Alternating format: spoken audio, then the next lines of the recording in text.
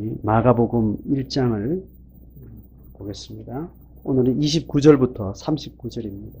길지 않으니까 같이 읽으면 좋겠습니다. 29절, 39절. 시작. 회당에서 나와 곧 야고보와 요한과 함께 시몬과 안드레의 집에 들어가시니 시몬의 장모가 열병으로 누워 있는지라. 사람들이 곧 그 여자에 대하여 예수께 여짜온대 나아가사 그 손을 잡아 일으키시니 열병이 떠나고 여자가 그들에게 수종드니라. 저물어 해질 때에 모든 병자와 귀신 들린 자를 예수께 데려오니 온 동네가 그 문 앞에 모였더라. 예수께서 각종 병이 든 많은 사람을 고치시며 많은 귀신을 내쫓으시되 귀신이 자기를 알므로 그 말하는 것을 허락하지 아니하시니라. 새벽 아직도 밝기 전에 예수께서 일어나 나가 한적한 곳으로 가사 거기서 기도하시더니 시몬과 및 그와 함께 있는 자들이 뒤를 따라가 만나서 이르되 모든 사람이 주를 찾나이다. 이르시되 우리가 다른 가까운 마을들로 가자. 거기서도 전도하리니 내가 이를 위하여 왔노라 하시고 이에 온 갈릴리에 다니시며 그들의 여러 회당에서 전도하시고 또 귀신들을 내어 쫓으시더라. 예수님의 사역이 단락단락 이제 마가가 기술하고 기록하는 그 속도대로 진행이 됩니다. 지난주 나눴던 21절의 내용하고 39절 심지어 오늘 45절까지도 사실은 큰 맥락 속에 있어요.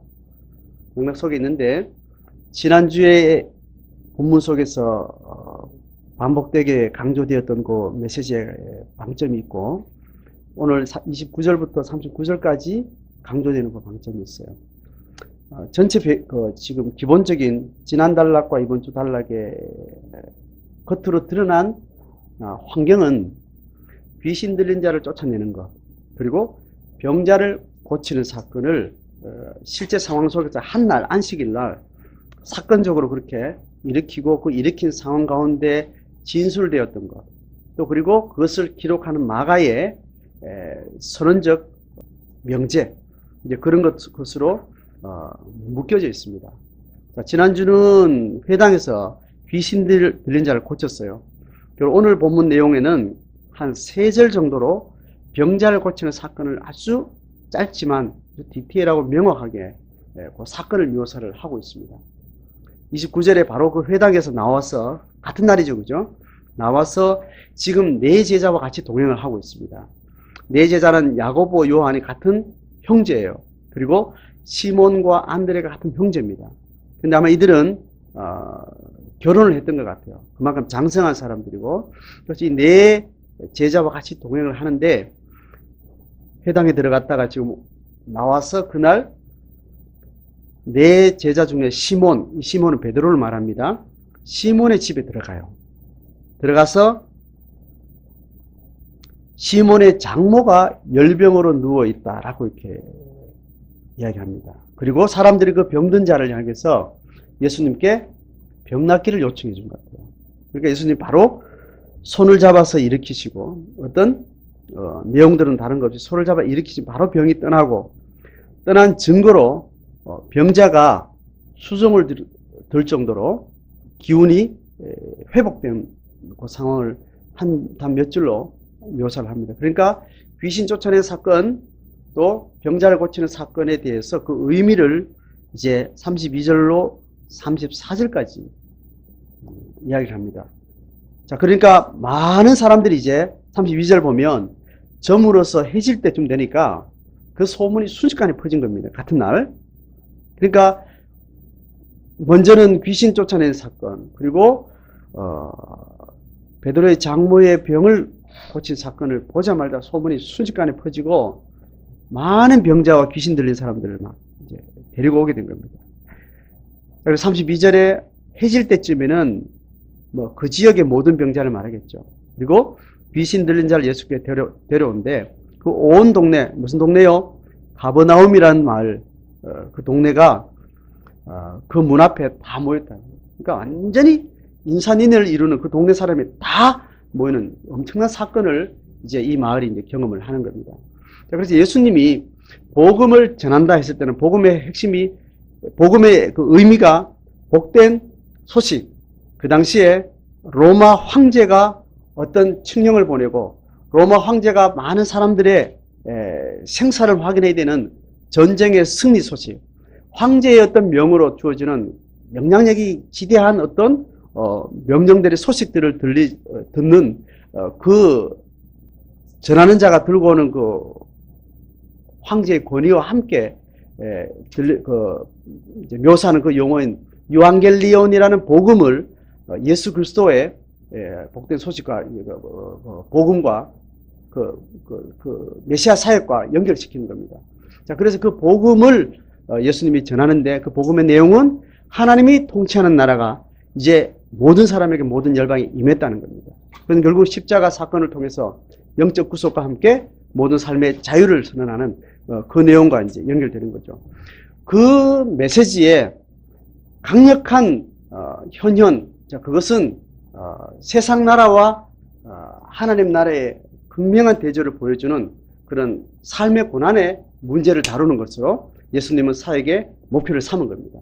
그래서 두 가지, 병든 것 그리고 귀신 들린 것, 이 영향력 아래 사는 사람들이 어떤 나라의 지배를 받는다는 거예요? 세상 나라의 지배를 받는다는 거예요. 세상 나라의 영적인 핵심 주체는 누구라고요? 사단인 겁니다. 사단이 부리는 모든 정사와 권세의 무형의 형태와 가치들을 통해서 결국은 사람들의 심령 가운데, 정신 가운데, 육체 가운데 고통을 가져주는 것. 그 고통을 통해서 그 인생을 몰아가서 그 인생을 조작하고 드라이브를 해내는 그 사탄의 권세가 세상에 가득한 겁니다. 그 가득한 세상에 하늘로부터 하나님의 통치의 새로운 해방의 소식이 이제 들려지는데, 그 하나님 나라 소식의 놀라운 사건의 시청각적인 사역이 바로 귀신을 쫓아내는 것과 병 고치는 사건으로 그렇게 보여지는 겁니다.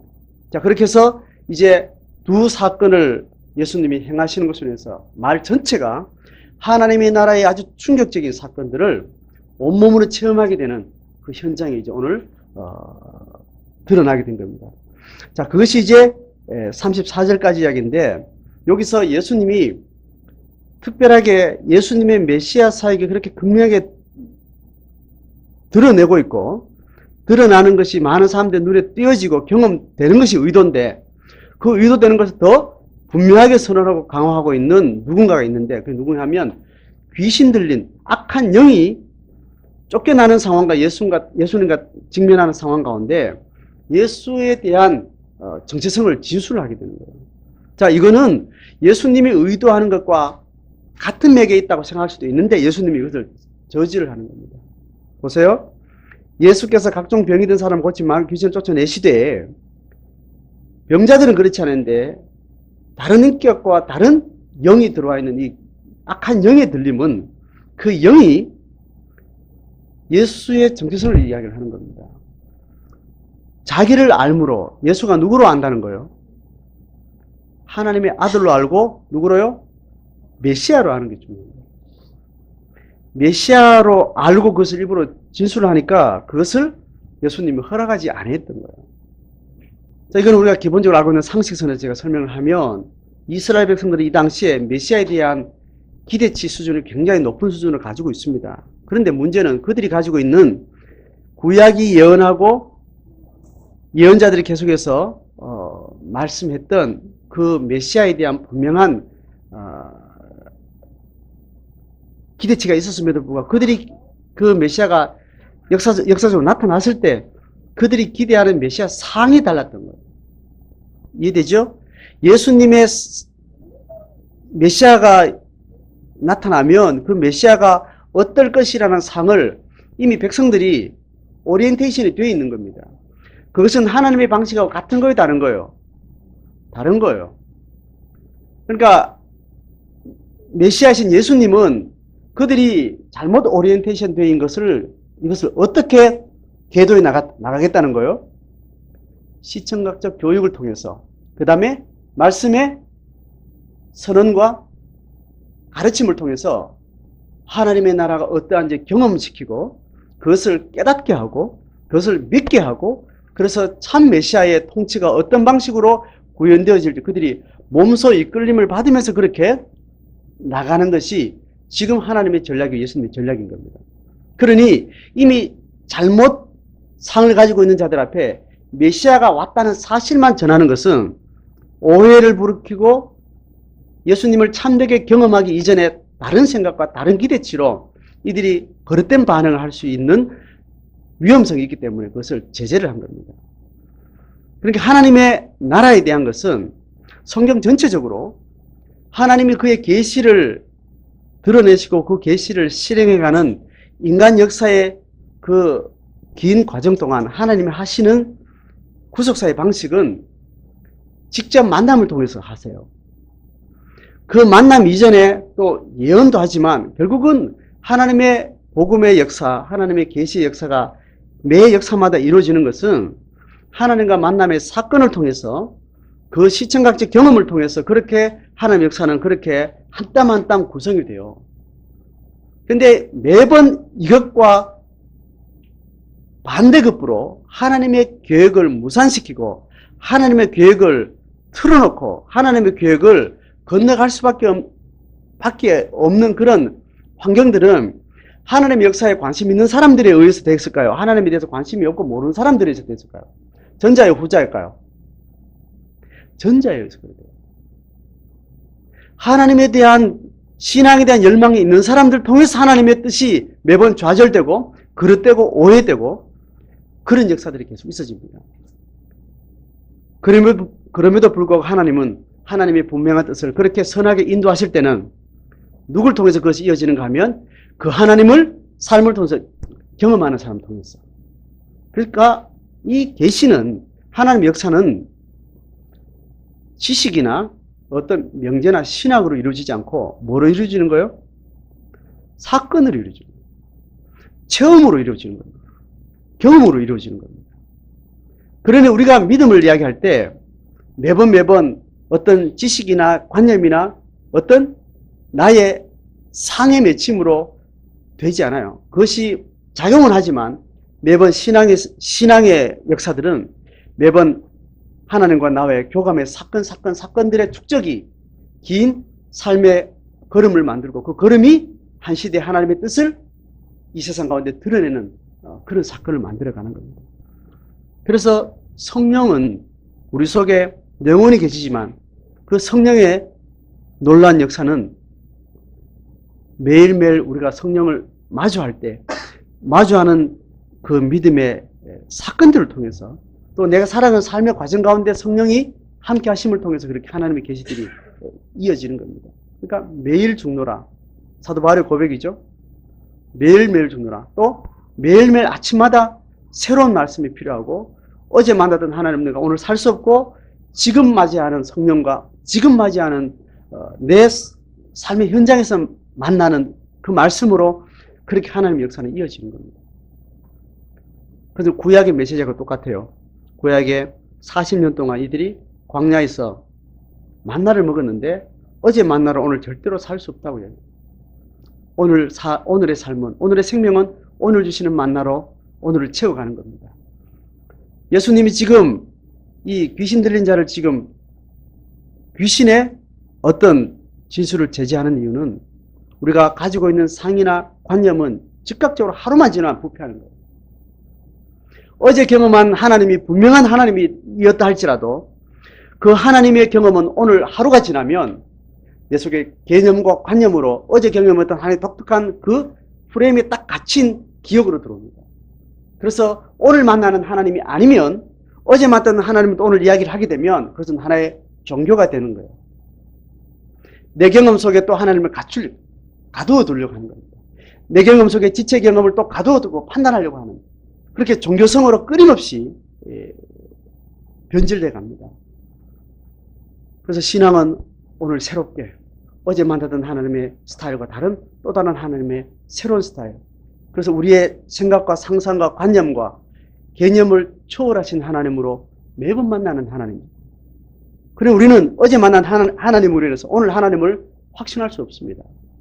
그리고 오늘 또 하나님이 어떤 하나님일까 기대를 열어놓고 내 뜻을 최대한 축소시키고 하나님 뜻인 기대를 마음껏 열어놓고 주를 앙망하고 기다리는 자세가 필요한 거예요. 그런데 이 부분에서 가장 방해되는 사람이 어제 경험 많이 한 사람일까요? 적게 한 사람일까요? 많이 한 사람. 은혜 받을수록 우리는 더 은혜 받은 경험으로 인해서 하나님의 경험을 축소시킵니다. 하나님의 경험이 없는 사람은 하나님이 어떤 분일까?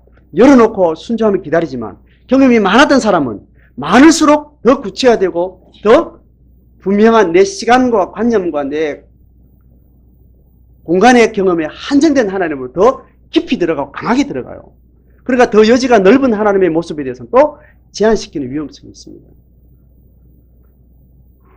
자, 그런 의미에서 예수님은 그가 경험하는 그의 말씀을 듣고 그의 체험과 그의 놀라운 영적 권위 있는 세교원의 체험으로 말미암은 메시아를 그렇게 몸으로 받아들일 수 있도록 그 역사 속에 하나님을 맞이할 수 있도록 그 군중들을 그렇게 지도하기를 원하셨던 겁니다.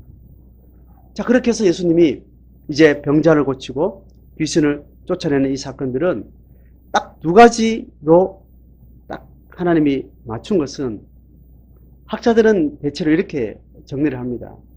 인간이 경험할 수 있는 세상 나라와 하나님 나라를 비교할 수 있는 가장 극렬한 대비될 수 있는 문화적 환경을 선택했다고 이야기합니다. 지금 시대에 하나님, 이 자본주의 시대에 하나님이 세상 나라와 하나님 나라의 어떤 퍼포먼스를 복음으로 가르치려고 했으면 어떤 문화 형태를 취했을까? 저는 이걸 좀 생각하면서 제 추측입니다. 강목사가 그렇더라는 게 아니고 성경이 그렇다는 제 추측인데 이 시대의 세상 나라와 하나님 나라의 절대적인 권세의 권위의 그 비교를 온몸으로 확 느낄 수 있는 게 어떤 걸까? 로또 이런 거 아닐까 생각해요. 한 방에 대박 맞는 거. 뭐 이런 문화들을 통해서 세상 나라의 경험이 하나님 나라의 경험으로 이렇게 경험할 수 있는 어떤 그런 어떤 사역을 하지 않았을까? 뭐 그런 생각이 들더라고요. 지금은 돈으로 모든 것의 권세가 집중되어 있는 시대이기 때문에 이 물질의 힘을 통해서 세상 나라와 하나님 나라를 보여주는 어떤 사역으로 취하자는 뭐 구체적으로 잘 모르겠습니다. 이 말을 하는 이유는 병 고치는 그 자체가 하나님의 목적이 아니라는 거예요. 또 병 고치고 귀신 쫓아내기 자체가 기독교 사역의 모든 것도 아니고 전부도 아니고 핵심도 아니라는 거예요. 이 시대의 사람들이 가장 고통하는 온몸으로 누구든지 복음을 알든지 모르든지 종교적이든지 아니든지 이방이든지 유대인이든지 인생의 몸으로 겪으면서 누구나 공감할 수 있는 고통의 극한에 있는 하나의 문명권을 하나님께서 주목하고 그것으로부터 해방케 하시는 권세와 권능을 복음과 함께 보여주시는 거예요. 자, 그렇게 해서 예수님이 사역하는데 보세요. 그 다음날 어떤 일이 있는가 하면 그 전날도 밤새도록 사람들이 왔을 거예요. 그거 다 처리를 아마 못하신 것 같아요. 밤새도록 그 다음에 이웃 동네까지 막 다 몰아왔는지 모르지만 아침에도 보세요. 37절에 시몬과 그와 함께 있는 자들, 제자들 포함해서 예수님 가까이 있는 분들인 것 같아요. 예수님을 찾아가요. 기도하는데 찾아와가지고 예수님, 모든 사람이 주를 찾습니다. 이 말은 뭡니까? 지금 한적한 데서 지금 시간 보낼 일이 아닙니다. 일어났으면 어제 밤까지 일했던 지금 그 사람들이 밤새 지금 더 몰려왔습니다. 찾고 있는데 이거 지금 빨리 대응을 하셔야죠. 자, 이렇게 이야기를 하는 겁니다. 자, 그때 하시는 말씀이 뭔가 하면 같이 읽습니다. 시작. 이르시되 우리가 다른 가까운 마을들로 가자. 예. 예수님의 목적이 있는 병자를 다 고치고 귀신들을 다 축출하는 것, 그게 목적이 아닌 거죠. 그것을 통해서 하나님의 통치가 어떻게 우리 가운데 경험되어지는지, 하나님이 이 고통하는 영혼들을 향해서 어떤 구원의 길을 가지고 계신지, 그것을 계속해서 전하는 것이 목적입니다. 그래서 드러내는 겁니다. 그래서 이 동네는 이 정도 병자를 고쳤으면 됐다는 거예요. 그러면 어제 밤까지 고쳐받는 사람하고 아직까지 오늘 고치려고 왔는데 고침받지 못하고 예수님이 가버린 상황하고 겉으로 드러나 보기에는 너무 극명하게 차이가 납니다. 이 차이는 하나님 앞에 문제가 된다 안 된다? 문제가 안 되는 거예요. 우리도 어쩌면 그 전날 밤에 운 좋게 일찍 와가지고 병고침을 받았던 사람하고 밤새 늦게 왔는데도 예수님 딴 마을로 가버려가지고 전혀 혜택을 못 받은 사람하고 이 차이에 대해서 우리 너무 주목을 할 수 있는 성향들이 우리에게 있는 겁니다. 근데 하나님의 뜻이 어디 있는지를 깊게 봐야 되고 우리가 몸으로 느낄 수 있는 이 격차들에 대해서 넘어설 수 있는 신앙의 집중력이 필요한 겁니다. 목적이 뭡니까? 다른 마을에서도 시청각 교육이 필요한데 시청각 교육 자체가 문제가 아니라는 것을 적어도 제자들에게는 가르치고 있는 거예요. 그들은 피부에 와닿는 질병의 문제, 고통의 문제, 이것 때문에 급급해져 이렇게 매달리고 있지만 계속 이 사역을 이어받을 제자들은 핵심이 이것이 아니라는, 핵심이 뭐요? 도를 전하는 거, 길을 가르치는 거, 길을 전하는 거예요. 전도가 전할 전자, 길도자잖아요. 그 길이라는 것이 하나님의 통치의 나라로 들어가는 그 길. 구원론으로 말하는 예수 그리스도 십자가를 통해서 하나님의 백성이 되는 것, 죄사함을 받는 것, 그 길을, 그 하나님의 계획을, 그 하나님의 뜻을 마음으로 받아들이고 그 길을 걷도록 하는 것이 목적입니다. 내가 이를 위해서 왔다.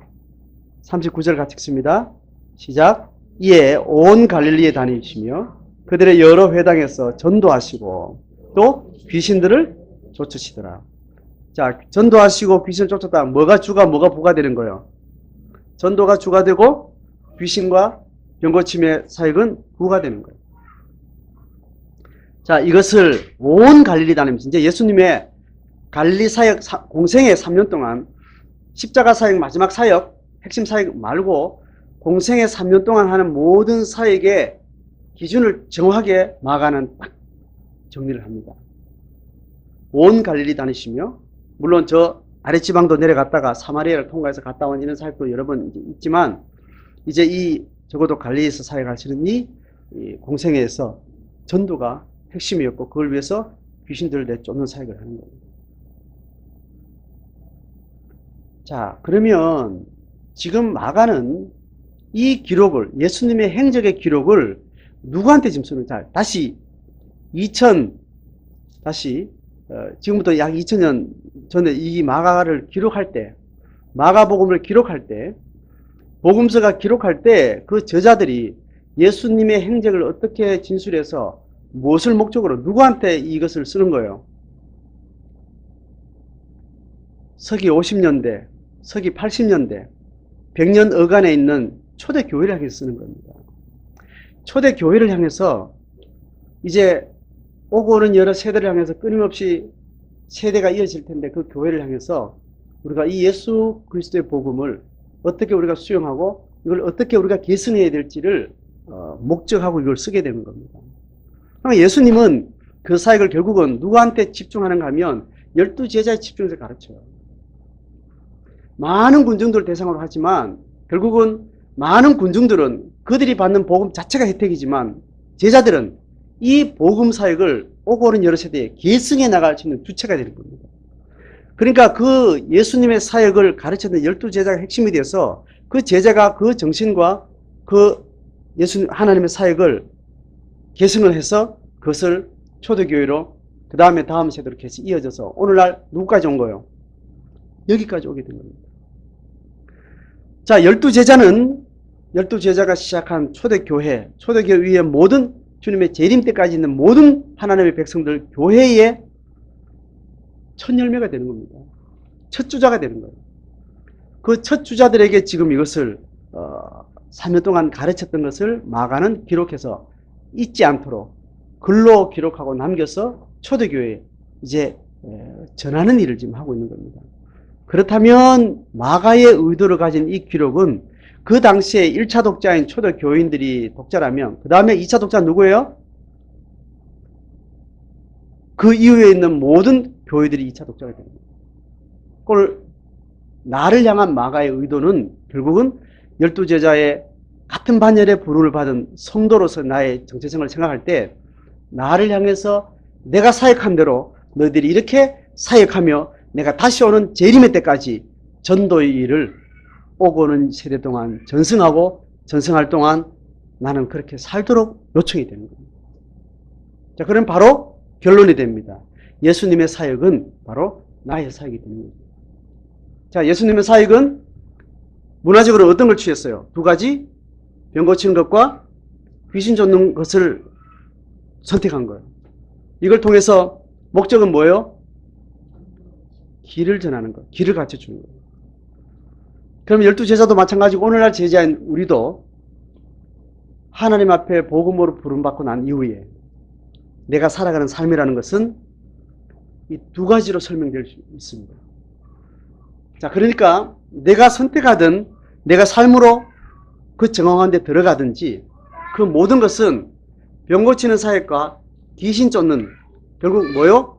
세상 나라에서 하나님의 나라로 내 삶이 변화되는 것, 또 그 변화가 필요한 사람들에게 그 권세와 권능을 내 삶을 통해서 보여주든지 그들의 삶에게 사역을 통해서 경험하게 하든지 그것이 제자의 삶의 과정인 거죠.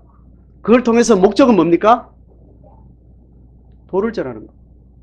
하나님의 나라의 통치가 다시 세상 나라의 통치가 이렇게 고통한 가운데 있다가 이것으로부터 해방되는 하나님의 통치가 이렇다는 것을 보여주는 사역을 하는 거예요. 보여주는 삶을 사는 겁니다.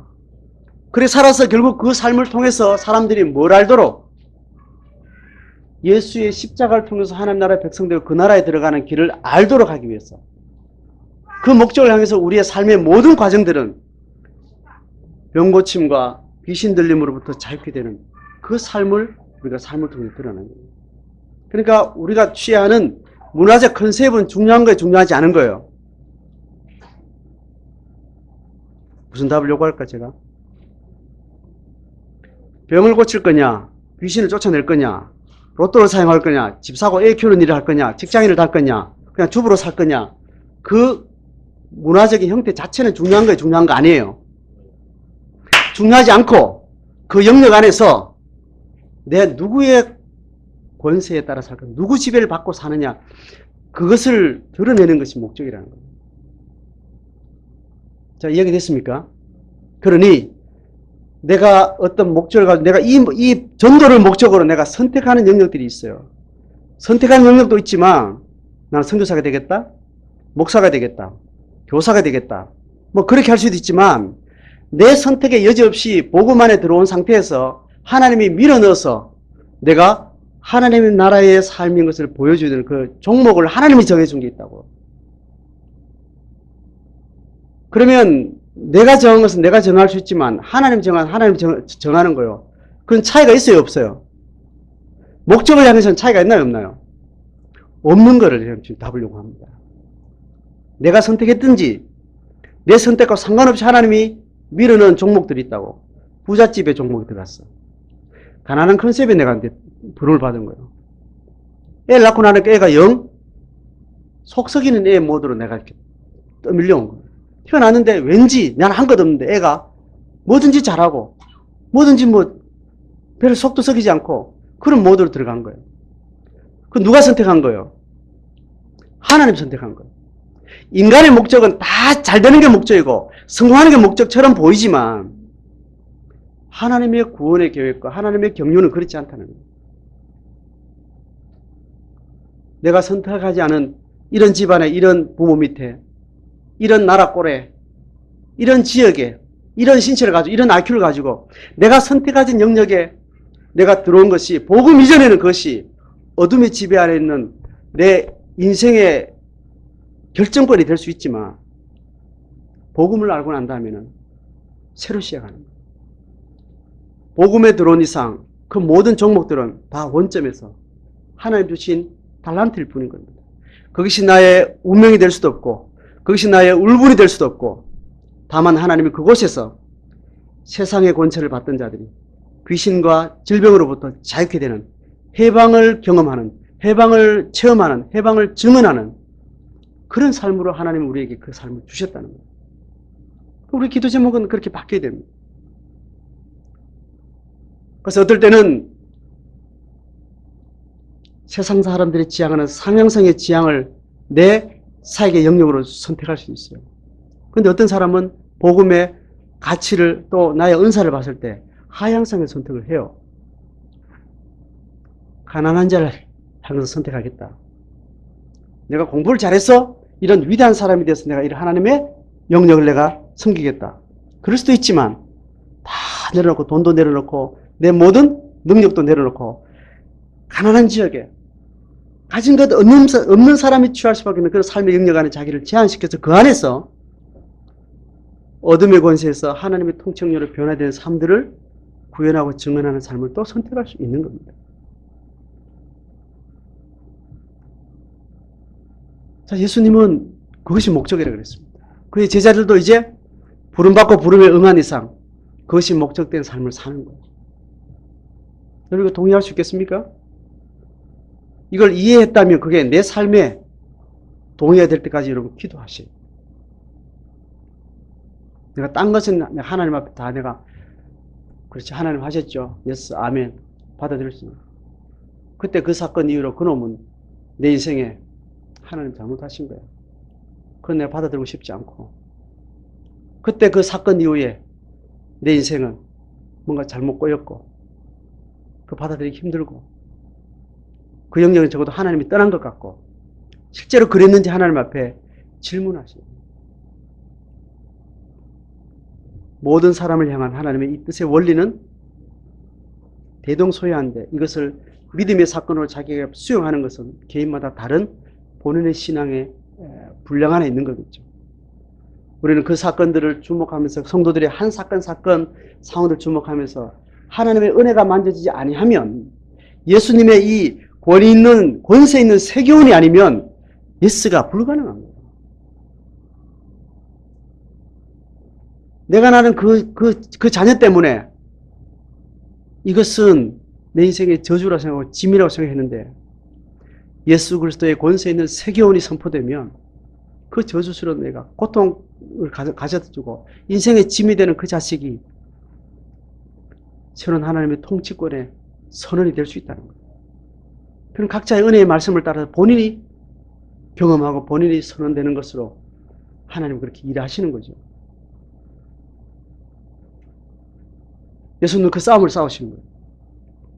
어떤 영역이 있든지 네가 악한 영의 지배를 받을 거냐 아니면 예수님의 복음의 지배를 받을 거냐. 하나님의 은혜를 구해야 될 영역이 이 영역입니다. 이거는 옆에 사람이 내가 자식에서 그 경험했다고 해서 누군가를 해서 말하는 건 굉장히 위험해요. 예수님이 귀신을 제어했잖아요. 그죠? 어제 그 자녀의 그 고백을 했던 사람이 그 다음날 아침에 그렇지 못한 누구를 향해서 판단하는 것은 굉장히 위험한 독이 되는 거예요. 그래서 이런 독을 누가 가장 많이 저지를 수 있는 위험이 있는 거예요. 목사예요, 성도예요?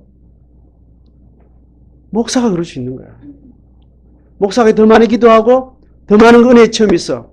저주스러운 그 자녀가 하나님의 축복이었구나. 그 저주스러운 가난이 하나님 내게 삶에 맡겨준 축복의 기회구나. 하나님 나라를 선포하도록 부른 내 삶의 영역이구나. 그렇게 내가 선언된 것이 어제 일인데 오늘 아침에 그렇지 못한 누군가를 향해서 정죄할 수 있는 거예요. 판단할 수 있는 거예요. 은혜가 아닌 나의 신앙의 경험으로 종교적으로 요구할 수 있는 위험성이 있는 겁니다. 다만 그에게도 하나님의 은혜의 만지심이, 은혜 있는 하나님의 세교훈이 필요하다는 중보가 필요한 거예요. 다만 내게 그 은혜를 주셔서 하나님 감사합니다. 겸손히 자기 부르심 앞에 겸손히 나가고 그 부르심에 한 경험이 있다면 누군가의 귀신 들림으로부터 자유케 되고 병고침으로부터 질병으로부터 고통으로부터 자유케 되는 그 자유를 기대하면서 중보하면서 그에게 은혜를 구하는 거죠. 그 권세를 우리에게 주셨습니다.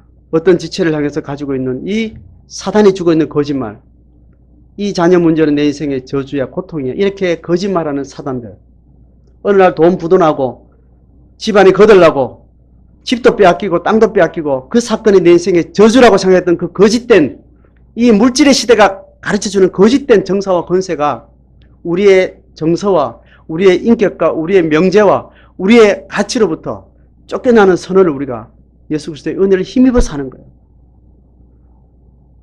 예수님의 축사 사역은, 병 고치는 사역은 오늘 귀신 들림과 병 고침을 두고만 말하는 것이 아니라는 거예요. 오늘도 세상 나라를 통해서 거짓된 가치, 거짓된 메시지, 거짓된 정서를 가지고 그것에 지배받으면서 오늘도 한을 품고 고통하며 저주를 이야기하면서 그렇게 세상 나라의 이 굴레 속에 살아가는 그 백성들의 삶을 통해서 하나님의 복음의 선언이 얼마나 위대하고 충격적인지, 우리가 그 권세를 이전하고 명령할 수 있는 권세가 우리에게 주어졌다는, 이 기도의 권세가 우리에게 있다는 거예요. 예수님은 그 제자들에게 이것을 말하고 있고, 그 제자들의 후예인 마가는 초대교회의 그 시대를 향해서, 그 교회를 이어받을 모든 예수님의 제자들의 세대를 향해서 그것을 정리하고 있습니다. 자, 이 사역을 하는 것이 예수님의 3년의 공생의 모습인데, 다음날 예수님이 하시는 모습 보세요. 35절에 같이 읽습니다. 시작. 새벽 아직도 밝기 전에 예수께서 일어나 나가 한적한 곳으로 가사 거기서 예수님의 사역을 이 두 축으로 복음서는 계속 기술합니다. 그러니까 예수님의 이 사역은 일반적으로 모든 제자들이 살아가는 밝은 대낮에 일어나는 모든 삶 전체를 이 귀신 쫓음과 병 고치는 예수님의 사역과 동일시되는 겁니다. 그러면 예수님은 그것만 한 것이 아니고 그것을 지속 가능하게 하기 위해서 예수님은 뭐가 필요했는가 하면 새벽 미명에 아직 밝기 전에, 아직 어두울 때 일어나서 한적한 곳에 기도하는 생활을 했다는 거예요. 그 영성의 두 가지 축을 제가 매번 설명하죠. 낮의 사역은 뭐예요? 무슨 영성? 네? 무슨 영역? 무슨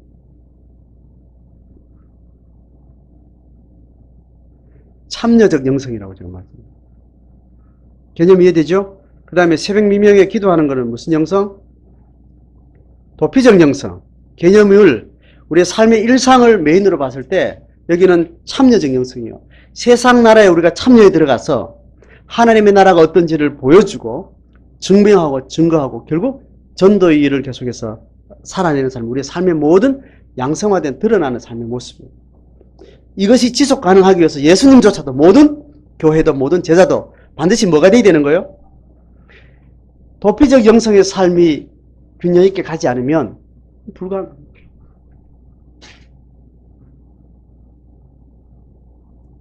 아이를 키우는 엄마가 아이를 키우는 그 긴 시간 동안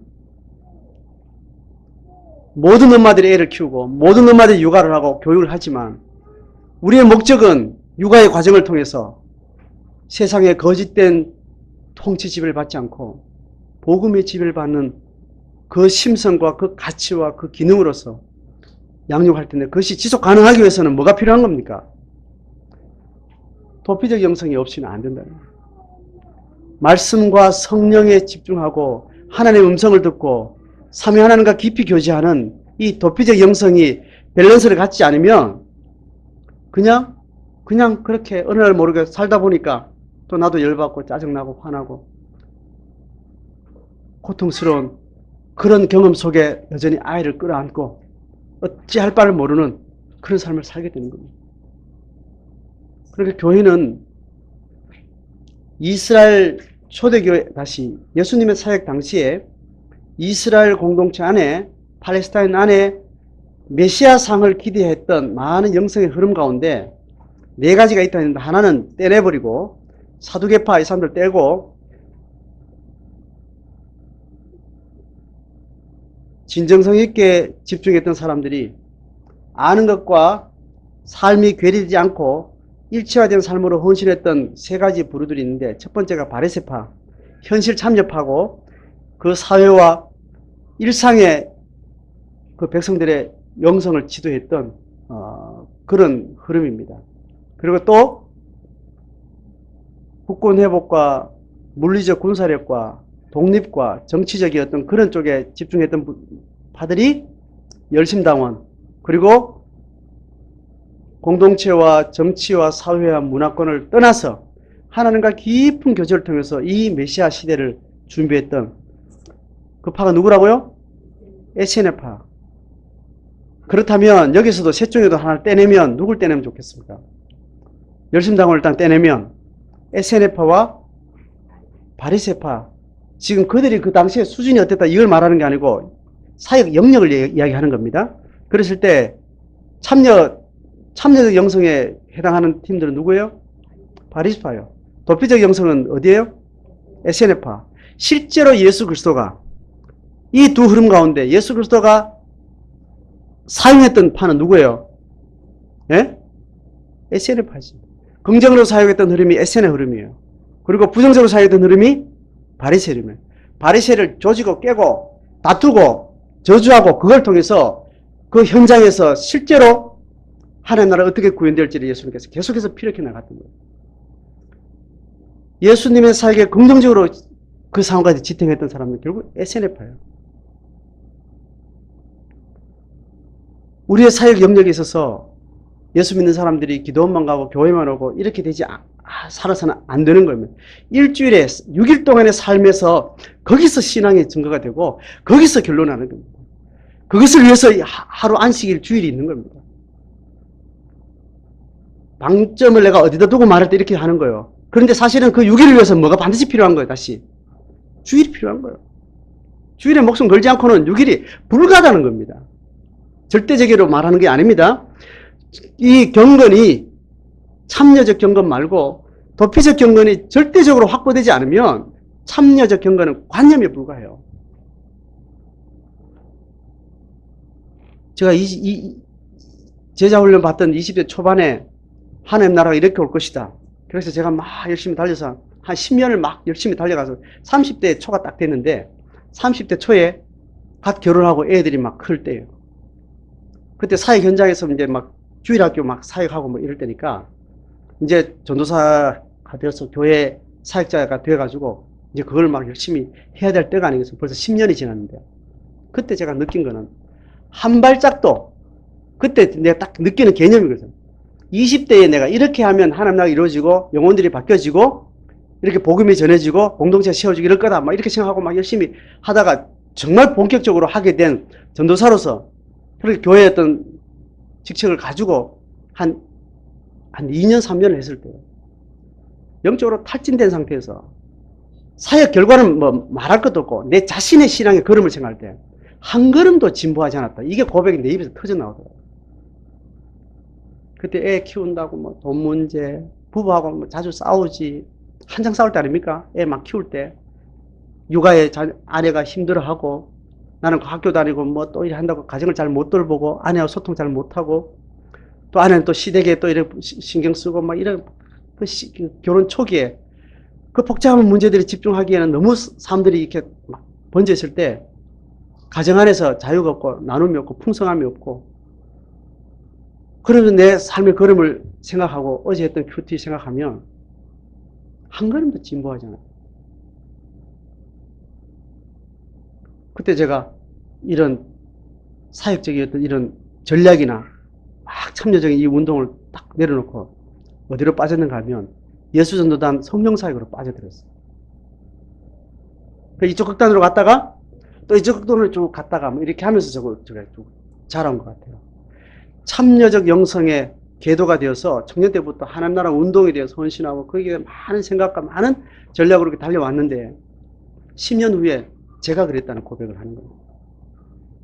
이 깊은 기도와 하나님과 깊이 함께하는 이런 훈련들, 이 필요에 대해 절실히 느껴지면서 내가 아는 것으로 훈련받은 것을 전략으로 관념으로 이거는 안 되는구나. 그런 고백이 내 입에 터져 나오는 그런 경험들을 하면서 우리가 늘 겪는 것이 이 모양일 것 같아요.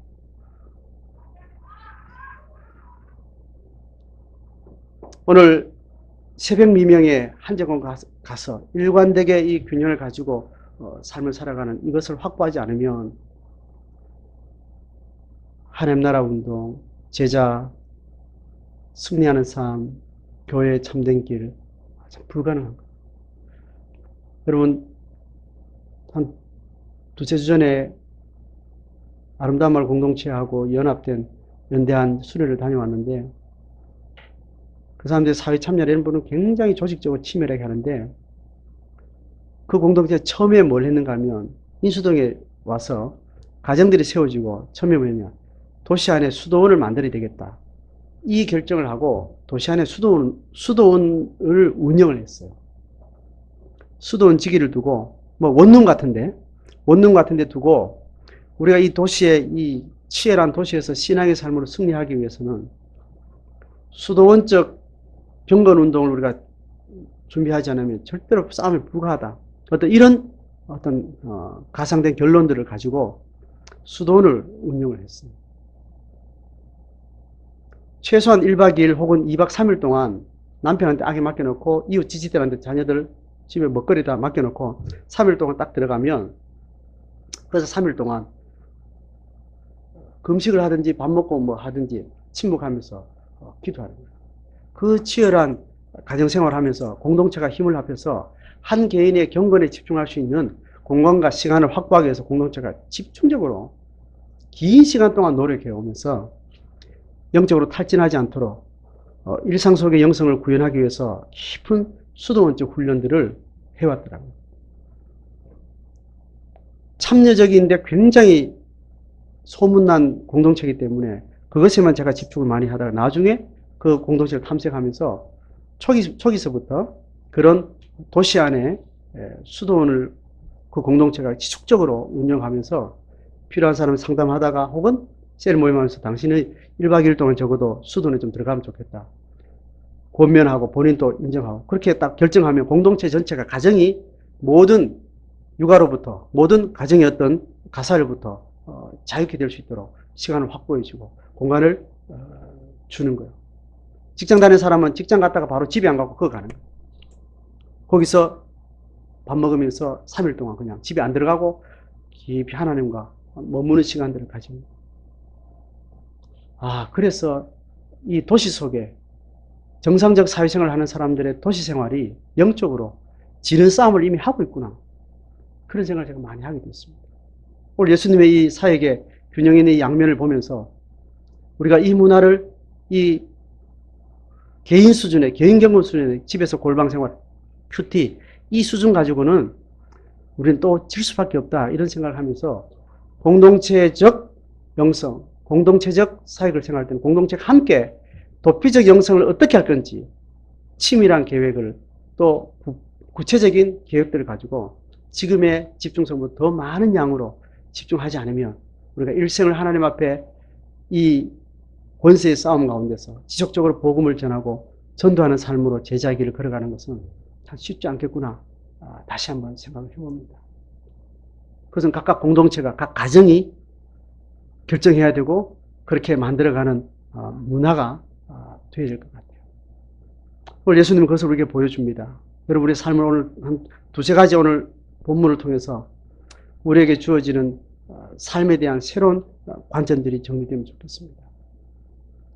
어느 직장 들어가는 것, 어느 정도 경제적인 위치를 맞이하는 것, 사회적으로 뭐를 성취하는 것, 그것이 목적이 되어 있다면 제자는 개념이 다시 새롭게 정립니다. 그 수위를 정하는 데 있어서 세속적이지 않아야 됩니다. 10년 동안 여기서 근무하면 어느 정도 돼야 되고, 10년 동안 무슨 일을 하면 뭐가 돼야 되고, 그렇게 인생의 행로의 목적들을 만들어가는 게 굉장히 위험합니다. 부름의 영역을 우리는 계속 레벨을 될 수 있는 다운시키고 단순화시키고 심플하게 삶의 바운더리를 내가 가진 능력보다 낮춰가면서 그 영역 안에서 구현되어야 될 악한 영의 권세로부터 질병의 고통으로부터 자유케 되는 삶, 복음이 나를 지배하는 그 삶을 목적하는 것이 제자와 교회가 걸어야 될 분명한 영적인 기준이 되는 겁니다. 각자의 삶 속에 비춰보시고 비춰진 것들을 공동체에 서로 확인해 주면서 우리의 제자됨과 이 초대교회의 영성과 하나님의 부르심의 길을 계승하는 그런 깨어있는 교회로서 그런 성도로서 삶이 되어지기를 주님 이름으로 축복합니다.